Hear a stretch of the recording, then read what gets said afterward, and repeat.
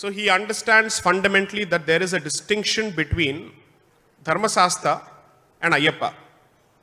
These are two forms of the same deity, correct? Therefore, temples which are dedicated to Dharmasastha, do you find any restriction on the entry of women? Yes or no? Okay. What about the restriction with respect to the deity at Sabarimala? He's just made a point that he is a Naishtika Brahmachari or a Brahmachari. Right?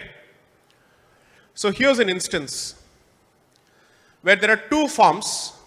Both of these forms fundamentally are different because one is a Brahmachari, the other is not.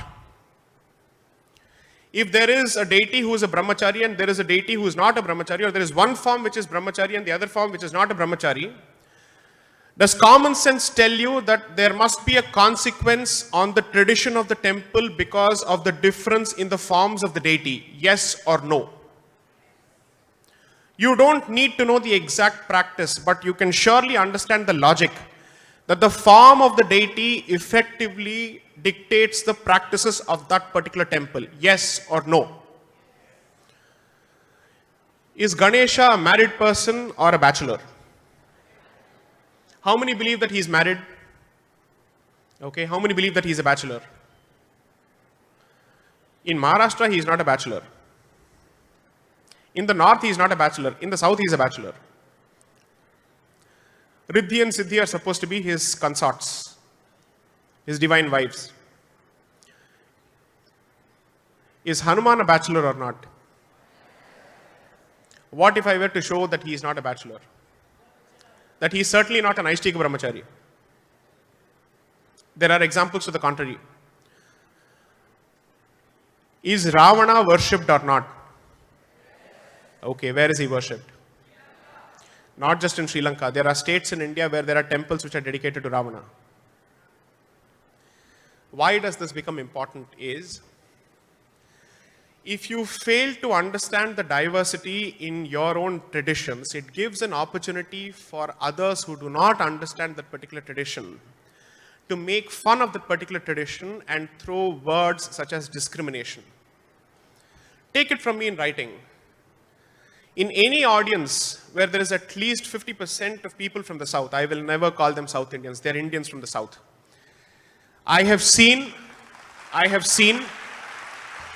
a very clear understanding of the practice or the tradition. And those, even from the South, if they don't understand the tradition, are the ones who immediately jump on the bandwagon of gender discrimination. Now, I will not get into let's say logic, I will not get into Shastra, I will not get into anything. So I will simply throw a couple of numbers at you. Assume for a moment that there are 500 temples dedicated to Dharmasastha and Ayyappa across the country, and there is only one temple which observes this particular restriction. Is that an example of discrimination or is that an example of diversity? Answer loudly. Diversity. You have to ask yourself, when the facts are so clear, why is it that this issue has been distorted to this extent? That this beautiful place, that the sacred temple has become the center of such an ugly controversy. It is not disconnected from the topic or the theme of my topic because it is ultimately a question of identity. I see the movement supporting the tradition of the Sabarimala temple as a movement of assertion of the indigenous identity,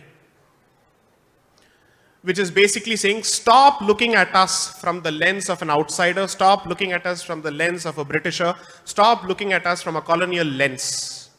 You don't understand us, therefore you do not reserve the right to judge us, is the basic point of this entire movement.